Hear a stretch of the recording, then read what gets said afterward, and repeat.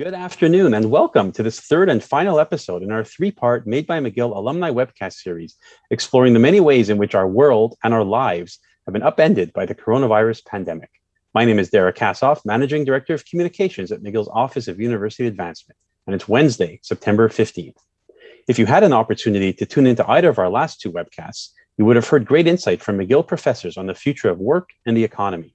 It was clear from those conversations that many traditional aspects of our lives, which we once took for granted, such as the steady flow of workers into our downtown office towers each morning, may never fully come back, which is presenting our cities with a unique set of challenges as they aim to reclaim their places as vibrant centers of economic, social, and cultural life.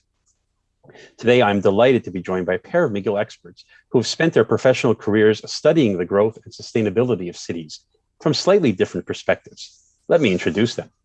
Richard Shearmur is a professor of urban planning and director of McGill's School of Urban Planning in the Faculty of Engineering. His recent research on innovation has led him to study the relationships between cities and corporations and how the economies of urban areas have become increasingly reliant on innovators to help fuel and sustain their growth. Welcome, Professor Shearmur. And Will Straw, a professor in urban media studies in McGill's Faculty of Arts, Department of Art History and Communication Studies. Professor Straw's research was born out of a passion for popular music and focuses today on the ways in which the nighttime culture of cities is governed, promoted, and represented. What a thrill to have both of you with us today. Before we get started, a reminder that if you are watching live and have questions for our panelists, you can send them to us via email at aoc@mcgill.ca, and we'll do our best to address them to our guests. So Professor Shearmur, before we delve too deeply into forecasting the future of our cities, maybe you can help us set the scene by describing what urban centers and downtowns in particular have gone through during this pandemic. I imagine that 18 months of lockdowns, quarantines, travel restrictions, and a shift of work from office towers to kitchens and bedrooms would have been massively disruptive to our cities. So how bleak has the past year and a half been? It's been bleak for downtowns. I mean, there's no way to sugarcoat that. It's been particularly bleak because downtown works as quite a complex system. So to start off with, you have the downtown office workers who are working at home, and far more so than actually suburban office workers. It's really in the downtown that really workers fed the office. And then you have students. In a place like Montreal with 200,000 students who were studying at home, this is a huge number of people who haven't been coming downtown. But then that has knock-on effects, because who are the main clients for the retail, the bars, the entertainment? Well, it's the student and the office workers while they stay after work, eat during their lunch hours. So all the bars and restaurants and retail have suffered with so few people coming in. Then there are questions linked to public transport. Is it viable still to run the metros and the buses when nobody's coming in? So the downtown businesses have just about survived because of government aid and salary subsidies, but many have folded. And so yes, it's been bleak. I mean, there's no way of sugarcoating that. And it's true in Montreal, but true in most other downtowns as well. Right. And we're going to, I think, delve into some of those specific topics in a bit more detail. And of course, look at the future and what the future holds for cities as they come out of the pandemic. But maybe I'll turn to you, Professor Straw. So I understand that your focus is mainly on the social and cultural elements of cities, with a particular emphasis on nightlife. And had my 19-year-old self known that this was a thing, I too may have pursued a career in academia. But anyway, you're the expert in the field. So maybe you can tell us, how has nightlife and urban culture more broadly fared during this pandemic? And what are some of the biggest challenges facing cities that rely on having an active and vibrant nightlife? Yeah, well, I could go on forever about those questions, but I'll try and keep it brief. I mean, the first thing I'd say is that if you go back to December 2019, before the pandemic, there were articles all over the world media about the crisis of nightlife, the gentrification of cities that was pushing out music venues, things like Airbnb tourism, that in cities like Prague, where people came and sort of occupied apartments in the downtown, made noise. Local residents complained. So the night had already become a kind of battlefield. But then obviously when the pandemic came along, that just exacerbated it. I mean, the prime minister or the president of Italy on something like March 20th, 2020 said nightlife is over. He sort of declared it over. If you read the news media during the first week of COVID, it's just the shutting down of nightclubs, theaters, nighttime culture more generally. all over the place. And, night entertainment very quickly became to be declared non-essential. And it wasn't just that it was non-essential, but bars and nightclubs were seen as super spreader places, curfews and so on were imposed. So the shutdown of nightlife was very, very quick and startling. And now I'll talk maybe later about how the nightlife community responded in very interesting ways, but I'll pass it back to you. Right. Okay. Well, thank you for that, Professor Straw. So clearly we're starting from a very bleak place or bleak position if we look at what the last 18 months have wrought for our cities. So, but maybe now's a good opportunity to turn our attention to the longer term implications of the pandemic. And I guess what I'd like to really sort of get at and understand from both of you is whether the events of the past 18 months might wind up reshaping the fortunes of our cities forever. So maybe I'll turn back to you, Professor Shearmur, and we could look at sort of one of the biggest changes that we've seen, as you referenced in your opening remarks, was the sudden absence of office workers and downtown commuters. So, on earlier webcasts in this series, our panelists suggested that even when the pandemic is behind us, we may never go back to a traditional Monday to Friday, 9 to 5 office model. Many employers and employees are talking about adopting a more flexible approach to work that may have them travel to their downtown offices, perhaps once or twice a week, if at all. So I'm wondering, Professor Shearmur, what challenges would this present for our urban centers if, in the longer term, thousands of daily commuters don't return to downtown en masse? Well, I'd like to actually pick up on something that Will said, is that just like for nightlife, these changes are happening before the pandemic arrived. And so the idea that somehow we suddenly moved from all working 9 to 5 at the office to suddenly working at home is actually not at all what happened. There was a lot of evidence before, and indeed my own research was looking at this. Suddenly it became interesting to people, but I've been looking at this for a long time as to where people actually perform their work activities. And before the pandemic, even downtown office workers spent about 25% of their time working away from the office and about 15%, so almost a day a week on average, they were already working at home. That, in fact, explains why it was so easy to actually transfer to working from home, because everything was in place. This is not just about where people work, but also the internal organizations of offices. I was doing some interviews with big organizations like Desjardins well before the pandemic about how they were reorganizing their internal office space to make flexible space, which meant that people sort of came in, worked a few hours or maybe a day, had a meeting, and then went and worked somewhere else, either in a cafe or from home. And all this was before the pandemic. So what we're seeing is a big acceleration. But if you had been interviewing me before the pandemic, I would be saying, look, things are changing. Downtown isn't going to be working the same way in 2025 as it was in 2019. Now, suddenly it's all been crammed into 18 months. So yes, there are changes, but these changes were underway. But what will effect will these changes have? Well, there will be probably smaller office spaces, or at least reorganized office spaces.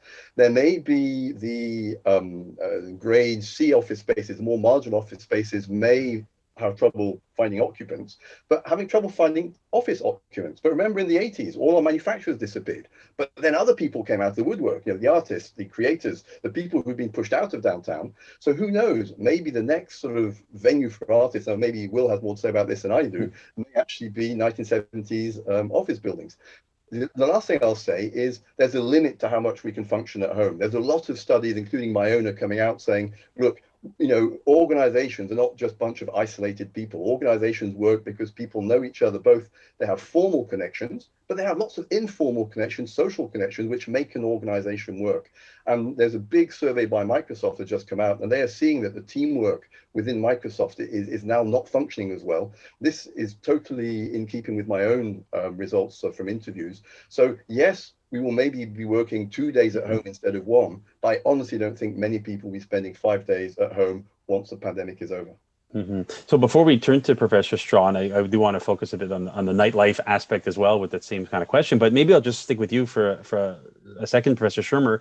I mean, we've seen during the sort of rebound out of the pandemic in the last few months, a lot of municipal leaders, mayors here in Montreal, in New York, I know very notably, have been trying to encourage their employers to bring office workers back. So I guess my question is there an easy way or for cities to sell this to corporations who are already probably thinking of trying to save money by reducing their real estate footprints? Or how do you convince workers, who might prefer the convenience of a 30-second commute? I don't think cities have a huge, they don't have that many levers. They can't force employers to organize their workplace in a specific way. I actually am somewhat optimistic, maybe on this front, that employers themselves are going to see that their organizations just don't function if everybody is working at home and doesn't meet each other. So, and we already see that employers are allowing, I mean, even McGill has now allowed sort of most of its staff to work 2 days a week at home, but it isn't saying go and work 5 days a week at home. And I expect that that type of arrangement is what is going to become more common. So there will be more flows of people through downtown. They won't be sitting there all day, every day. And therefore, the city has got to be prepared for this mobility throughout the day, has got to do what cities have to do, sort of make their streets welcoming, give space to people, maybe spend a bit more time thinking about how cafes can work, how atriums can work, because people will be spending a lot of time not sitting in their office, but outside. But ultimately, I think that there are economic reasons why employers are downtown. Downtowns have a long history, and why ultimately they will carry on playing an important function, but that function is shifting a bit. But I don't like the terminology of revolutions and massive changes. These are shifts, a big shift maybe, but we're going to recognize our downtowns in 5 years' time. We're not entering science fiction land here. Interesting. Well, I'm sure we'll get into even more of some of those challenges as we get through this time together. Just a reminder, if you are watching live and you have any questions for Professor Shearmur or Professor Straw, you can send them to us by email at aoc@mcgill.ca. So Professor Straw, let me bring you back into the conversation. I mean, you're obviously the nightlife culture, urban culture expert on the panel. And I'm wondering, how does all this play into sort of the role that cities can have in terms of encouraging people to come downtown to enjoy social activities, culture, restaurants, bars? I mean, what are the longer term implications for nightlife and culture if people are spending more time at home in the suburbs? And what happens to these businesses that are relying on these evening crowds to survive? Yeah, I mean, there's a lot of questions in there. And again, and I think this is going to be a theme of this conversation, is a lot of things were happening before COVID. So as cities, they may be saying they want us to all go downtown to entertain ourselves, but they're also like, closing off streets like Montreal or further north, Castelnau, and so on, and turning them into these kinds of playgrounds. And restaurants are springing up there. And I find that there's been, especially during the pandemic, a real kind of decentralization. I now ride my bike. I live in Mile End, but I ride a little further north and I go east, and there are all these kind of, streets that are closed off, new cafes, new bars opening up. In the summer, the parks are full of different kinds of entertainment. So there's a real investment in neighborhoods, which, you could say is going to work against when I first moved to Montreal, I'm not going to say how long ago, but like the underground punk clubs and the gay bars were on Stanley and Mountain. This was like where the cool places were. Well, then it kind of moved further east. The gay life moved to the Village. The punk clubs moved up Saint Laurent. All that stuff is moving further north. So one of the ways we might think, the questions we might ask is, could not just can downtown become popular again? Could it become cool again? Could we, put those kinds of alternative, slightly underground places there? Is that a solution? We've got all the universities, 3 of Montreal's universities around the edges of downtown with their student populations. I mean, there's a lot of ways we can rethink this, I think. So just a follow-up question for you, Professor Straw, and I'm thinking of, to sort of make it real for me. So I have a daughter who turned 18 during the pandemic, and it's been very interesting to sort of look at her social life compared to what mine was back at the time. And, coming of age, let's say, coming of drinking age, if you will, during the pandemic has meant that, it's been a lot of backyard parties. And, her and her cohort, they don't go downtown to bars and nightclubs. I think partly because the pandemic has sort of forced these restrictions on them. So it's hanging out in people's backyards and patios. And I'm wondering, is this something that is going to stick with this generation of teens and 20-somethings? Like, are they perhaps realizing that they don't need to deal with, the commuting downtown and looking for parking and paying exorbitant fees for food and alcohol, that they can just gather in someone's home or backyard and enjoy all the social amenities? Is that something that could be concerning those in the kind of nightlife culture business? I think very much. And I mean, the UK went through this in the last few years. They found that young people didn't want to pay high admission charges to a nightclub and, you know, the ridiculous prices on beer. You go to the corner store, you buy your drinks, and you hang out on the streets, or you have one-off parties. And I think we're seeing, to a certain extent, we're seeing this as we come out of the pandemic. There are starting to be some interesting kind of, you know, semi-informal, semi-formal, one-off dance parties. Those are still prohibited in lots of ways, but I think there's a real interest in doing those. But, you know, if you look at a country like Spain now, I mean, every night now, the news that comes from Spain is that young people are buying drinks in corner stores and congregating on streets. It's called botellones, you know, bottle parties, and occupying public space in a way that, you know, the police are trying to stop it. But you know, it's not just pent up demand from the pandemic. It's also, I think, part of a longer term sense that, you know, maybe the old fashioned models of nightlife were too exclusive or too expensive. And so if we actually get the government saying discotheques and nightclubs can open, it'll be in part because they hope those will pull people back off the streets into these enclosed spaces where maybe they can be a little better controlled. So it's an really interesting time in that respect as well. Yeah, and I was talking to actually a fellow soccer dad this summer who told me he used to own nightclubs in Montreal. He got out of the business when the smoking bans went into effect, because that actually really hurt their businesses, that people could no longer smoke inside bars and clubs. So they would stay home and, you know, drink and smoke. So I guess if I could just jump in there, the smoking ban is interesting because it pushed people out on the streets where they sat and talked. And when neighbors complained about the noise of nightclubs across the world, it had less to do with the music, but more with just this kind of, you know, people talking in loud voices outside. And so that's a whole other dimension to it. Right. So let me throw this question maybe out to both of you. Maybe I'll start with you, Professor Shearmur. But if you were a mayor or civic leader today, what would you be doing now, you know, in fall of 2021 to re-energize your urban neighborhoods and sort of steward a rebound of economic and social activity? And I guess I'm trying to get at, does the answer lie in just trying to bring the same traditional people back to your downtowns, office workers, tourists, or is now the time that you think municipal leaders should be, you know, maybe embarking on a grand rethink and really thinking long term about how to develop new uses and visions for their downtowns and urban neighborhoods? I mean, I think one of the first things to do, which hasn't really totally been done yet, is to really try and think through what is actually changing. And Will made an important point about the peri-central neighborhoods versus the absolute downtown. When I was talking about office workers and students disappearing, it was from the absolute downtown, around Place Ville-Marie and there. But if you go a little bit further to Mile End or Côte-des-Neiges, where I live and all that, there's actually these little sort of streets with restaurants and takeouts have actually done fairly well, because all the demand hasn't just disappeared, it's gone where it can go and stayed more local because people didn't want to take public transport. And when they went downtown, the clubs were closed. So first of all, I would then say, well, yes, downtown as an area where McGill is located the situation has been very dire, and it will come back, but in a different way, with maybe fewer people, differently organized office spaces, and we have to understand that. But on the plus side, what's happening in neighborhoods is actually very positive. Many planners have been trying to get more neighborhood-based activities, and these have occurred either on the streets in the local parks or in the local. I mean, people usually buying takeouts and then, you know, eating them in the parks. But people have been going out. I also have 2 teenage daughters, and they haven't been sitting at home all the time. The minute they could, in fact, even when they couldn't, but they weren't going to.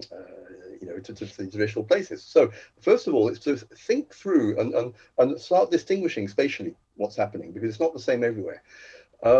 The second is there are changes in the way that space will be used, and I think that their cities do have a role to play, because the use of space, whether it's neighborhoods or specific buildings, is regulated by planning laws and building codes.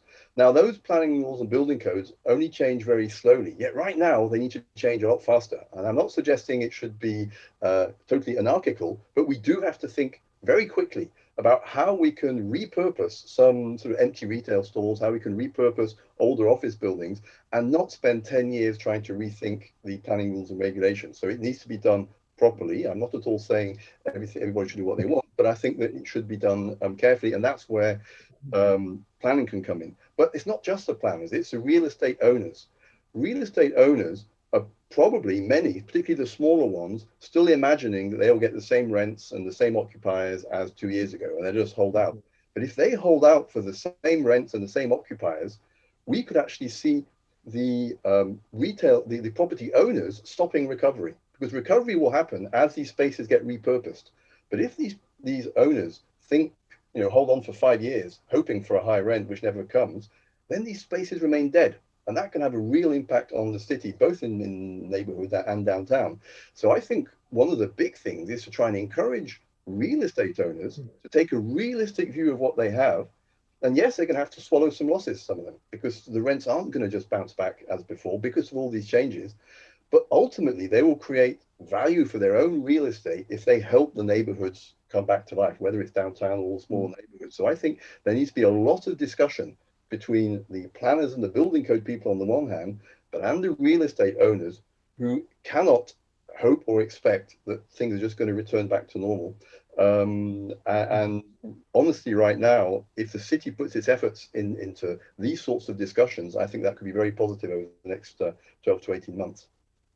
Great. Professor Straw, you probably want to jump in with your thoughts on this as well? Or I should ask you if you were mayor for the day or a week? Well, if I were mayor for the day, I do, in a sense, what our current mayor did, which is give Montreal in the past year the equivalent of what New York, London, Paris, Prague, Buenos Aires, and other cities have, which is what they call a night mayor, not nightmare, but night mayor, someone in charge of night. And one was named in the past year in Montreal with a mandate to sort of go out and talk to everybody involved in the Montreal night, not just the night of drinking and dancing, but we're people who work in the night, people who take transit in the night. And so the first thing I would say is continue that, because Montreal has moved towards developing for the first time a comprehensive policy of the night. Montreal is always sort of taken for granted that it's known as fun city, nightlife city, but it hasn't sort of put in place the kinds of policies that have happened elsewhere. I certainly agree with my colleague Richard that I think the owners of retail mall type spaces downtown and so on need to wake up. I think that just as we require the buildings, those who build residential housing in some cases to include social housing, I think why not require of those who build big shopping centers and complexes that they include space at lower rent for cultural purposes, artistic purposes, maybe turn them over to groups for a month or two, maybe turn them over to McGill student associations for a month or two each year. And that in the long run, those are going to attract people and keep alive a neighborhood that otherwise risks continuing to decline. I mean, by that, I mean downtown neighborhoods, yeah. I'd like to step in and say another thing that could be done for downtown and other neighborhoods is to really, for the city to make far more of an effort to provide what are basic civic amenities. One of the things that's been discovered by many people is that you cannot find a washroom downtown. Now, that may seem very basic, but if you are wanting to go out for an evening, and if you're spending a bit more time on the streets, where do you go to the washroom? And that not only has an effect on whether you choose to go downtown or not, and it's not just for nightlife, if you just go shopping. It also then has an effect on other people who then say, well, the alleys of downtown smell of urine. Well, why do they smell of urine? Now, I'm focusing on this, but this can also just be simple things like benches. People who are not all young and cyclists, some people are old and have mobility issues, where can they sit down when they are walking, when retailers are trying to attract them back to the retail streets? So this is really something that the city can do very easily and should do very fast, because the alternative for people who want to sit down or maybe have kids and want to take them to the washroom is actually shopping centers. So we see these big suburban shopping centers like Royal Mount, which is actually not that suburban, will be competing with downtown. And I'm not suggesting downtown becomes a shopping center, but they can certainly learn a little bit from how shopping centers are managed, such as providing amenities to people, so that you're not just left to your own devices for 5 hours if you visit downtown or even another neighborhood. So I think that that's something that cities could really, and it's a low-hanging fruit, that one.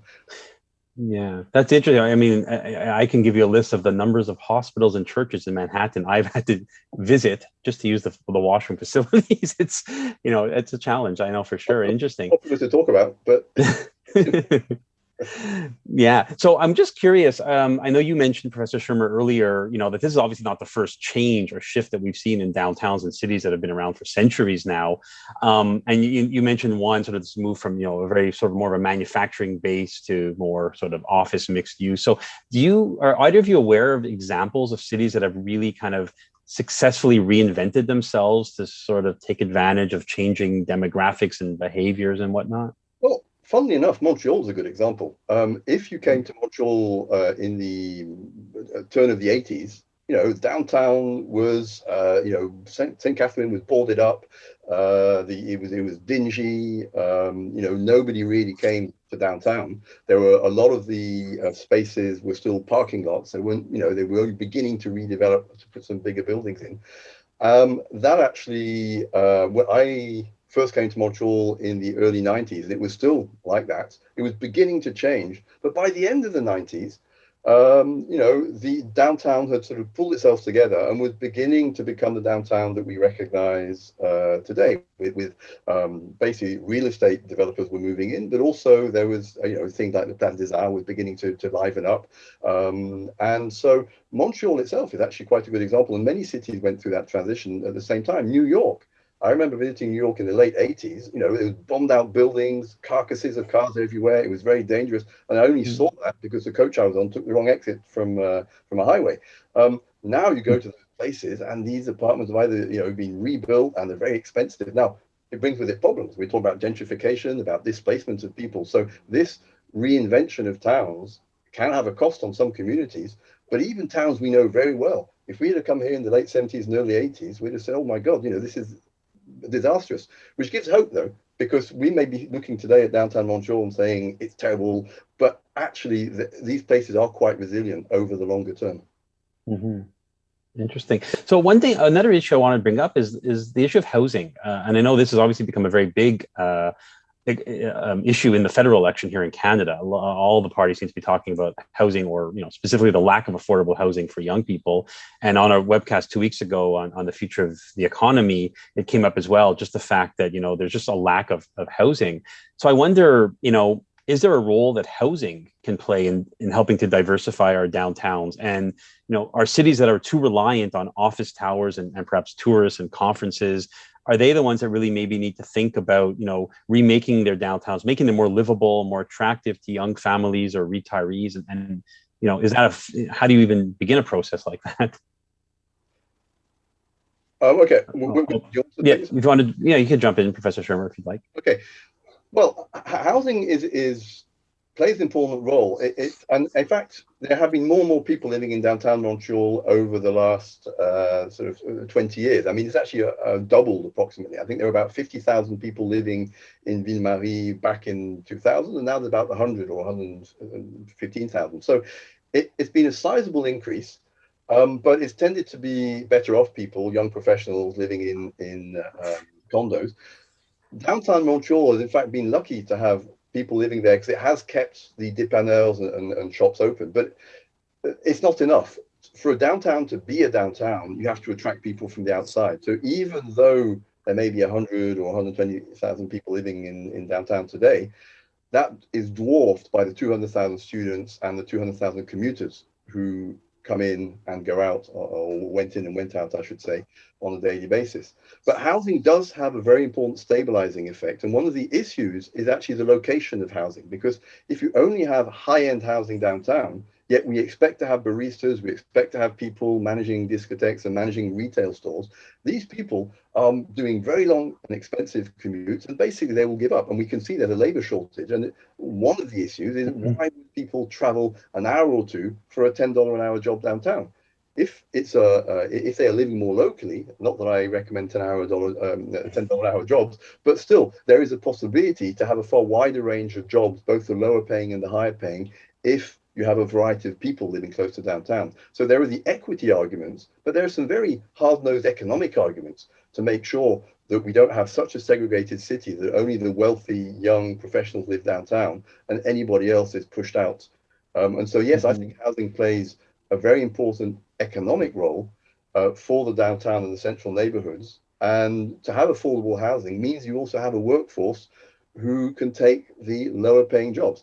Whether there should be low-paying jobs is another question which we won't talk about today. But Okay, so I'm just wondering, and maybe I'll turn to you, Professor Straw. You mentioned earlier, here in Montreal, the mayor appointing a night mayor, and I'm just wondering about sort of, are these the kinds of issues that municipal politicians are in fact thinking about right now? So I know we have a municipal election campaign underway here in Montreal. We've got a former mayor, Denis Coderre, trying to unseat the incumbent, Valérie Plante. So I guess my question is twofold. One is, are there any points in these parties' platforms that address any of these weighty post-pandemic issues? And if we were to use the Montreal election race as an example, what would this suggest about whether politicians and civic leaders in other large cities, how they might be thinking through some of these issues? Yeah, I mean, in terms of, what I know most about, Denis Coderre, actually, the last time he was mayor, tried to make Crescent Street and sort of the Quartier Latin near UQAM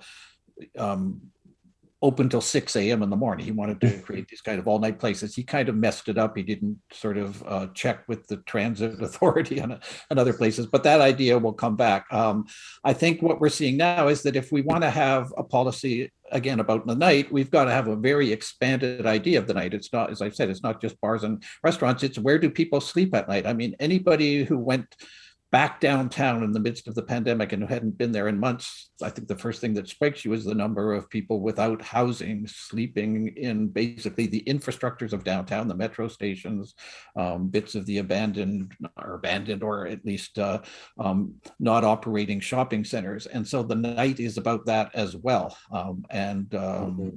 Hopefully all of that will be part of the ways in which whatever administration we have thinks about Montreal's nightlife or nighttime. And Professor Shearmur, are you confident that politicians are thinking about these issues and thinking the right way? Okay, they're definitely thinking about them. And actually, at the risk of heresy, from what I haven't actually found any articulated platforms yet. I don't think they've actually come out, but I've actually sort of had a look at Denis Coderre's book and I've looked at the various interviews. At the risk of heresy, I'd say that they are basically raising very similar issues. They're talking about housing, is very important. They're talking about transport. They're talking about diversifying revenue streams, so it's not all dependent on property taxes, about developing the East Island. So they're talking about the same things. And although they are talking about post-pandemic recovery, neither of them has set out a plan which is particularly revolutionary, partly because it's a very complex issue. There isn't a one-liner that they can give in an interview and say, hey, this is what we're doing. It's actually, as you've probably seen by what Will and I have been saying, it's a whole bunch of sort of marginal things, which if they come together and coalesce, may then alter the neighborhoods in a way that's conducive to a good future. I think what the real difference is one of style between it. You have Denis Coderre, who presents himself as a strong leader who will go out and fight at the provincial and federal level and give Montreal its due, whereas Valérie Plante is more focused on the neighborhood level, on more participatory politics, maybe a bit less centralized. I'm not going to pronounce myself here as to which I think is better or worse, but I think these are more questions of style than of substance. The issues that they're raising are actually very, very similar.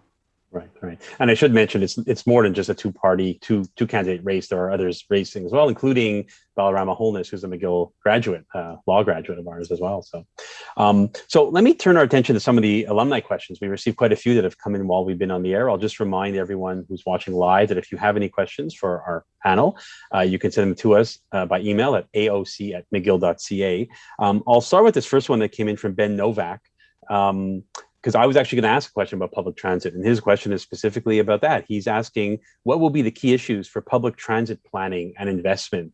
And maybe I'm thinking about this as well with the backdrop of, Montreal, embarking on a very, very comprehensive and extensive light rail transit system. And I keep seeing it going up in my suburban neighborhood here in the West Island, and wondering, who's going to use this train when it's ready if people are not in the same sort of transitory habits of commuting back and forth? So maybe I'll start with you, Professor Shearmur, about the issue of public transit. What are the key issues? Okay, one of the immediate issues, which actually is being dealt with right now, is to what extent should we keep the same level of service as before the pandemic? Because it's a chicken and egg issue. Right now, public transport is operating at about 50% capacity. So it would sort of make sense to reduce capacity by 50%. But if you do that, then you are limiting the possibilities of a rebound post-pandemic. So far, we've kept capacity as it was, running it at a loss, so that the minute that there is a possibility of neighborhoods or people traveling, they can, and also allowing for physical spacing in the process. So that's one question. How long can we keep on running a public transport system at half its with half its ridership before it becomes not viable? But to what extent will actually reducing service then actually be a self-fulfilling prophecy, because people will then not use it? The other longer term issue is, if people are spending more time at home, it's not so much that people won't use the REM, because people still need to meet. And downtown is an excellent meeting place. You can draw people from across the island. We forget that there's a geometry to cities. And if you want to have a meeting place where everybody can get to easily, it's going to be downtown, even more so with the REM. If you are, say, a university and you want to draw upon the whole PhD population of Montreal, you are better off in the center than in Saint-Eustache, because in Saint-Eustache, you won't draw the people from the South Shore. So there's the geometry of downtown means that people will be coming there at least to meet. So the REM, I think, will actually be very, very useful, not necessarily at rush hour, but throughout the day. So I think actually it's the way that use is spread across the day, and maybe the night will change. We'll have maybe less pronounced peaks in the morning, but people will still be moving around a lot. The third thing is, how do you move around in suburbs? Is it possible to actually have some type of public transport? Because the REM are sort of lines going out to suburbs and there are stations, but how do you get to the stations? Do you just drive there? And if you're already in your car, you just say forget the REM, I'm going to drive downtown. How do you organize public transport in low density neighborhoods? But this is a problem that's not proper to the pandemic. This is a wider issue, but pandemic has made more obvious, because more people are spending their time downtown, in the suburbs, I should say, spending their time at home. How do you get these people to move around without taking their cars if they are spending, say, an extra day's work in the suburbs? They will be moving around. People don't actually spend 8 hours a day sitting at home when they can avoid it. They will usually spend 4 hours at home, then go to a cafe or meet somebody at a restaurant. That's typically what happens, and what will happen when the pandemic is over. How do you get these people to move around in low density suburbs? And that's a big question, which the pandemic has brought to the fore, but wider than the pandemic.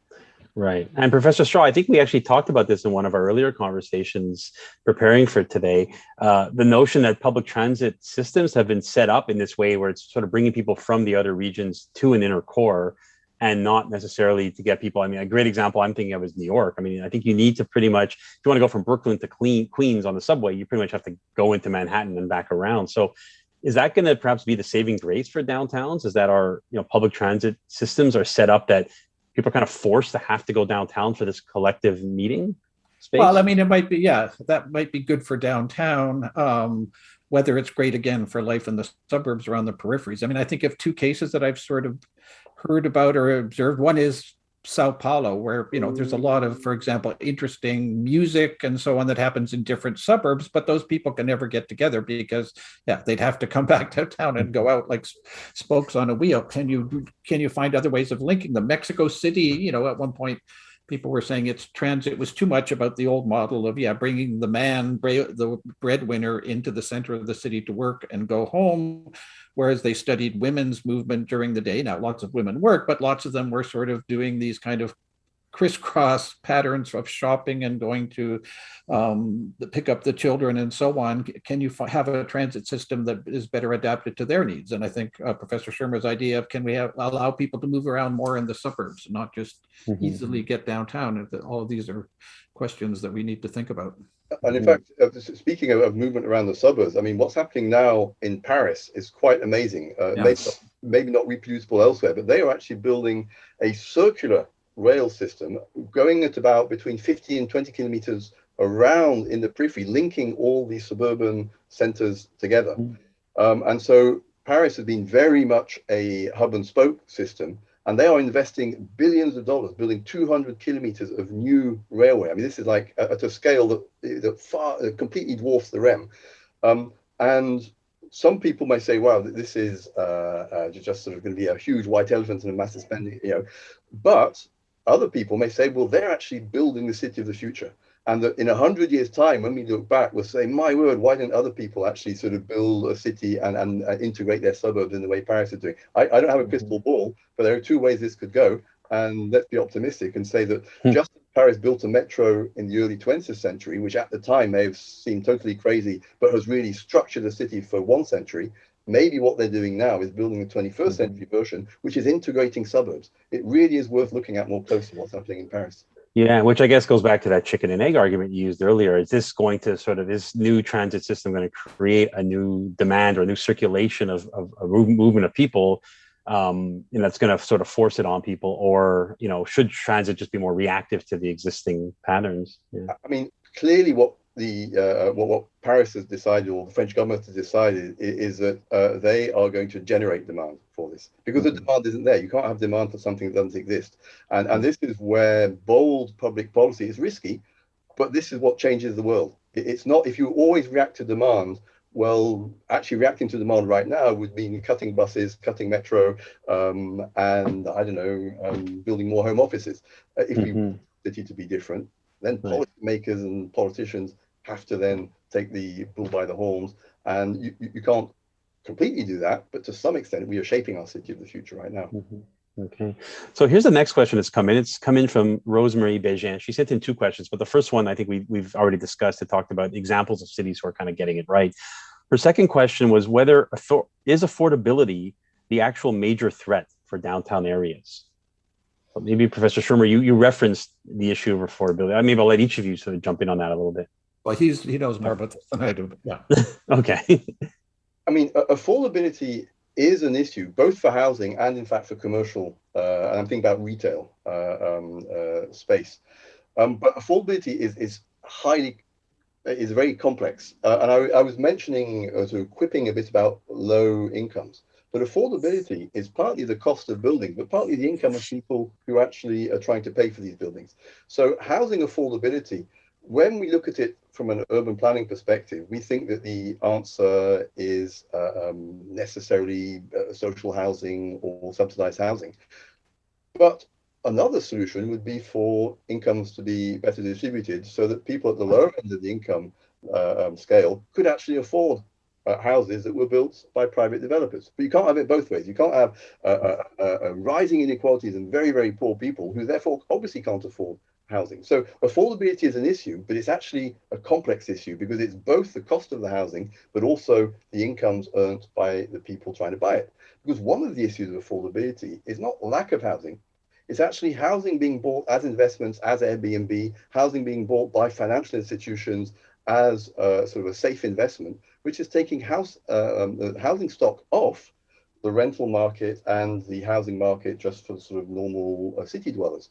So yes, we need to build more housing. I'm not saying that that's not an issue, but if we only think of that and don't think about who's buying it, whether it's being bought for investment purposes or for housing purposes, do we want housing to just become a vector for making capital gains, or do we want housing to be a place where people live and create a city? Those are two totally different views of housing, which over the last few years, we have gone very much towards a financialized view of housing. And yes, affordability is critical, but why a house is not affordable is really important before we start thinking of solutions. And I would just add, if I may, that I absolutely agree. I mean, we tend to think it's gentrification, but the financialization, the turning of housing into capital investments, I think, and at a transnational level is the biggest threat, I would say. I would say we also see that problem in retail, because I mean there are some retail is sort of owned by big institutions, but quite a few small owners, small property owners have invested in a building which has retail on the ground floor, and very often they don't have a vision of the street. All they want to do is maximize their rent. So if they see a second cup is paying a high rent, they'll just kick out the local grocery store or the local boulangerie and say, hey, I want a second cup.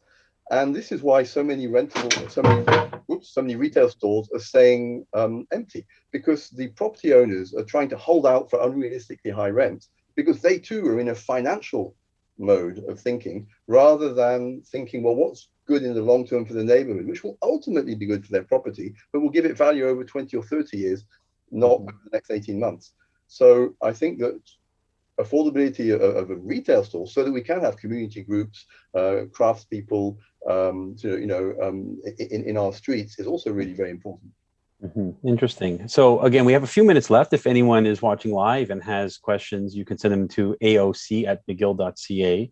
Professor Straw, maybe I'll throw a philosophical question out at you, if I may. So when I'm thinking back to my younger days growing up in Montreal and enjoying its infinite social and cultural amenities, I got to thinking or wondering, is it possible that we've been taking our big cities for granted? And what do we risk losing from the fabric of our societies and our communities if our cities lose their vibrancy? Yeah, I mean, that's a fascinating question. I mean, I've done a lot of work studying Montreal's disco music scene of the 1970s.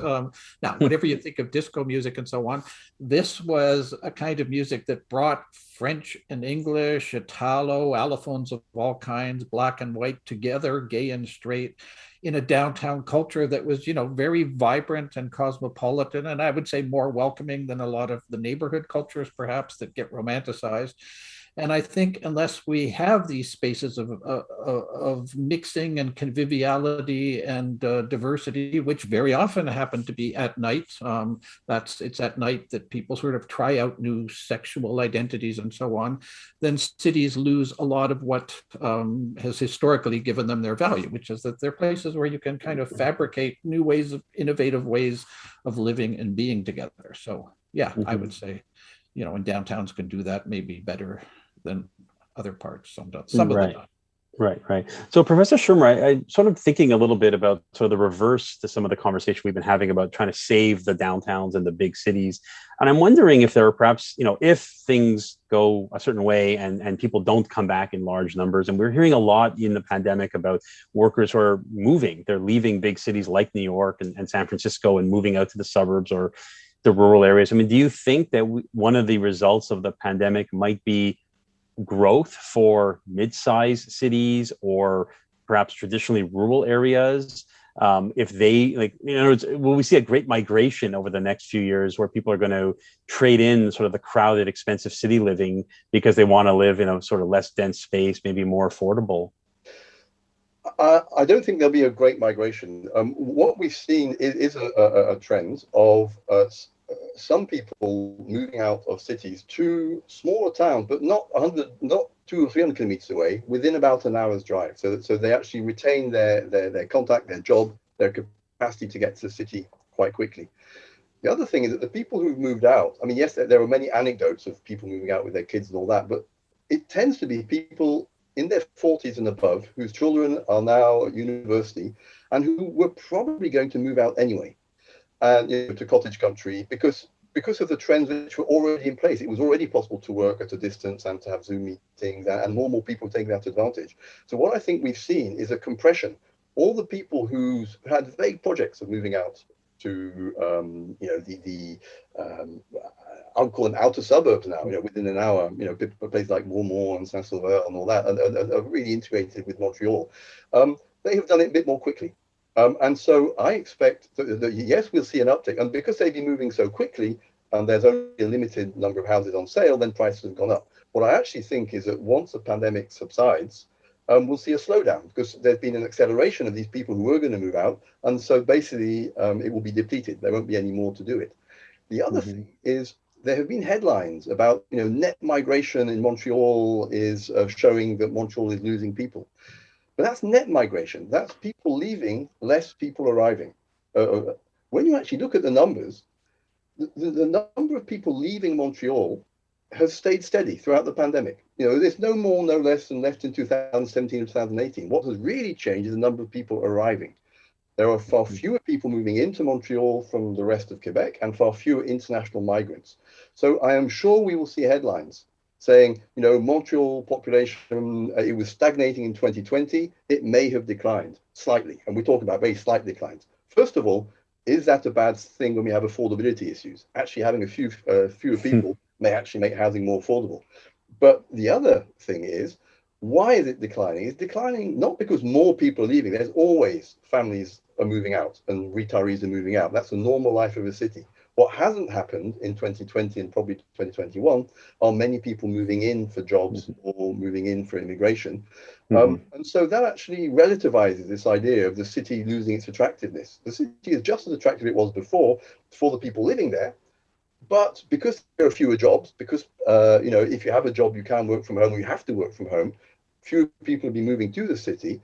But I don't think that that would be a long-term phenomenon. I think that when the pandemic subsides, we will see the normal migration of young workers coming to the city. Because when you come to the city, it's for a job. It's also to create networks, to create the social ties I was talking about, which then allow you in your 40s to go and work from Saint-Sauveur or Beaumont, because you actually know people. You can pick up a phone and people say, oh, yes, I know you. We had many drinks together. You can't do that if you don't really know people. So younger people in their 20s and 30s, they come to the city for the experience, but also to create the contacts, to get the promotions, which are going to be more difficult, I think, to get if you were just interacting on Zoom all the time. Very interesting.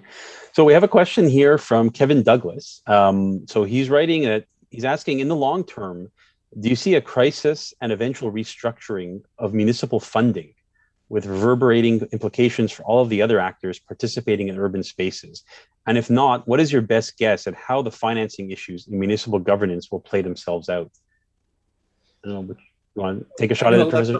Shearmur. Yeah. I think that there is going to have to be a rethink of municipal financing, particularly in Quebec, where municipal financing is far more geared towards real estate revenues than, say, in a city like Toronto. Toronto, I think, raises about 40% of its income from taxes. Montreal is about 75%. So the problem is that there are two problems. First of all, with real estate prices fluctuating, it could suddenly mean that Montreal, having to offer exactly the same services, has far less money coming in. The other thing is that real estate prices aren't necessarily connected with economic activity or growth. You can have a city which is undergoing a huge amount of growth pressure, which is having to build new roads, build new transport, but actually real estate prices can be staying relatively similar for a variety of reasons. I can't go into all the details. But the fact is, if you have the income sources decoupled from the activity that the city is doing, it creates tensions. And right now there are massive tensions, one of which is to do with social housing, because social housing has been sort of fobbed off down to the municipal level, but there haven't been a massive amount of funding has gone with it. So basically municipalities have been left with dealing with homeless, dealing with social housing as best they can. And Mayor Plante has sort of put in new planning rules which try and incite developers to build social housing, which is all that she can do, because these developers, they can say, well, I'm going to go and build in Longueuil, and so basically they can avoid these rules very easily if they want. And unless municipalities have better funding, or unless the provinces begin to really collaborate more with municipalities to try and solve these problems, and not just devolve so-called powers to municipalities, but without devolving any sources of revenue, municipal finances in Quebec in particular are heading towards a crisis if they aren't already there. And the other problem with municipalities is that they can't run any deficits, so they can't even borrow in the hopes or spend in the hopes of recovering money later. They have to balance their budgets every year, which is also makes no sense, particularly in time of crisis. But there are many issues with municipal financing, which I think you need dealing with. And if they're not, as the questioner says, in the long term, I think that Quebec municipalities are in trouble, particularly the bigger ones, which have so many more responsibilities, because they do attract people in need of social housing, the homeless, the sick, and other people. Wow. Very interesting and complex, obviously, a lot of these challenges. Well, that's wonderful. This has been extremely interesting and insightful. I know we're almost at the end of our time, but before we close, maybe I'll end with one more question for each of you to address. And I'll preface this question by saying that I know professors and researchers such as yourselves prefer to look back at data to explain, what and why things have happened a certain way. So maybe I'm going to take you out of your comfort zones a little bit here. But if you had a crystal ball and could forecast ahead, 15 or 20 years from now, what do you expect our big cities will look like?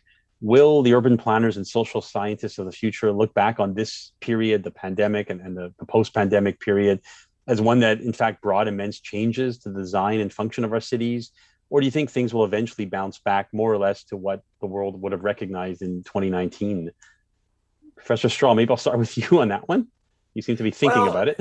Yeah, I mean, yeah, obviously a big question. I mean, when I think back before the pandemic, what were the issues cities were facing? One of them was, what they call over touristification. Everybody, too many cheap airlines, too many room rental services that allowed people to just travel on short notice, and cities were sort of becoming full of partying revelers and so on. Well, that's bound up with the pandemic. Maybe concerns over climate change are going to reduce people traveling as much as they did. I mean, there are a lot of agendas now coming into play. What's clear is that cities are places that everybody wants to go to, and they want to go to all the great cities in the world if they have the means to do so.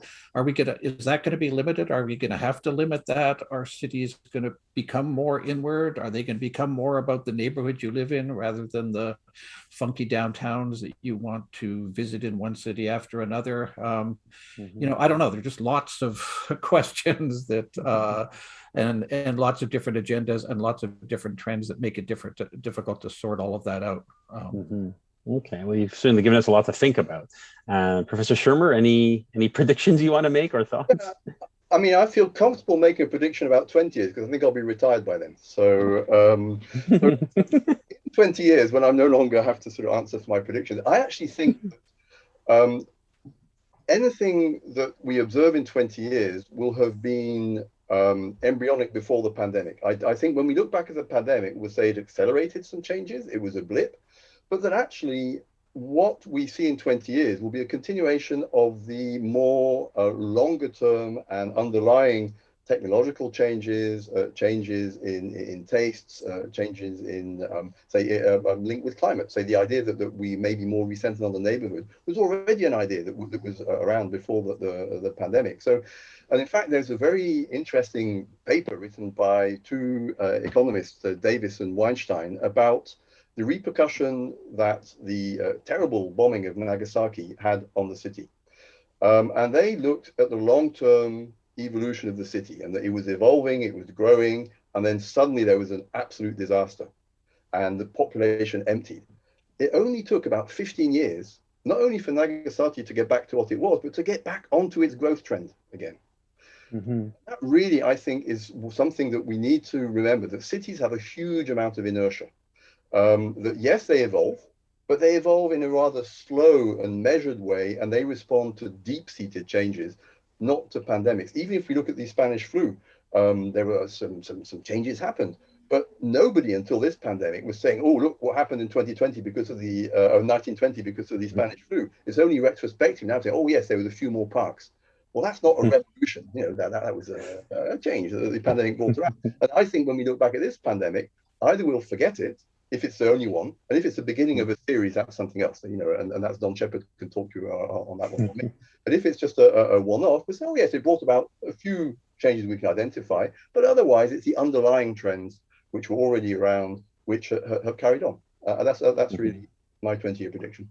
Wow. Well, that sounds, again, interesting and certainly something to look forward to. And I guess if I were a young student now, urban planning, urban studies sounds like a very interesting field to consider. Those of you watching, or maybe you've got kids or grandkids, you might want to steer them to one of our two professors here at McGill.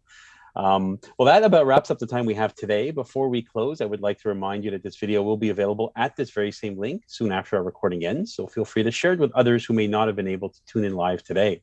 Of course, I'd like to extend my deep gratitude to our two guests, Professors Richard Shearmur and Will Straw, for joining me today and for sharing such great insight on the future of our cities. This marks the conclusion of our three-part Made by McGill series on the future of, and I thank each and every one of you who tuned in over the past few weeks to better understand how the pandemic is changing so many elements of our lives. Please stay tuned to your McGill email and social media feeds for more updates as we continue to celebrate McGill's bicentennial anniversary with a wide range of online events and activities, including our bicentennial at-home homecoming celebrations at the end of this month. You can find the full schedule of events and activities and register online at mcgill.ca/homecoming. I hope to be back later this fall with more McGill experts providing insight on important societal challenges. Maybe even Don Shepherd. We'll try to get him to come on. He's our infectious disease expert, one of them here at McGill. In the meantime, if you have any suggestions for topics you would like to see covered, please drop us a note by email at aoc@mcgill.ca or on any of our McGill alumni social media channels. I will end with my best wishes to each and every one of you for a healthy and productive fall. please stay safe and be well. Thank you.